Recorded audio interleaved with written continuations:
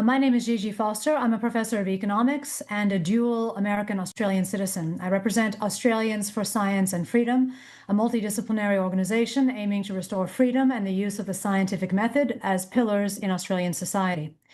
It does not require specialist medical or health knowledge to be able to deduce that the mRNA COVID shots should be suspended because they are likely to be on net bad for human health.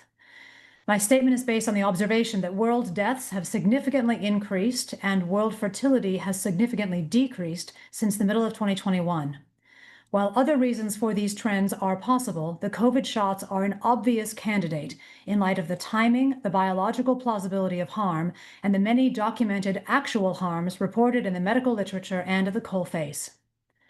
My economist co-authors and I analyzed these trends in a post for Brownstone Institute entitled Into the Abyss: How Bad Can the COVID Vaccine Story Get? We conclude that at their worst, the COVID shots may have produced an amount of damage to human life that is worse than any other man-made disaster in history, including the Great Leap Forward and all wars. In Australia, it is still not possible to speak in mainstream circles of the possibility that the COVID shots may be the culprit for vast quantities of damage. In fact, Australia is investing even more in mRNA products.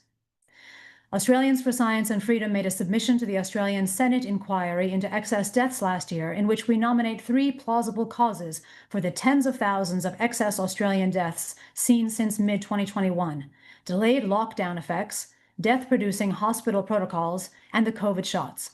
No Department of Health in Australia at any level of government is investigating this issue. The time-honored principle of do no harm should be applied.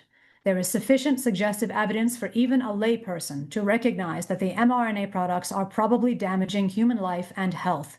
We must ban these products until and unless it can be proven beyond a reasonable doubt that these products are not causing net damage to human health. Thank you very much.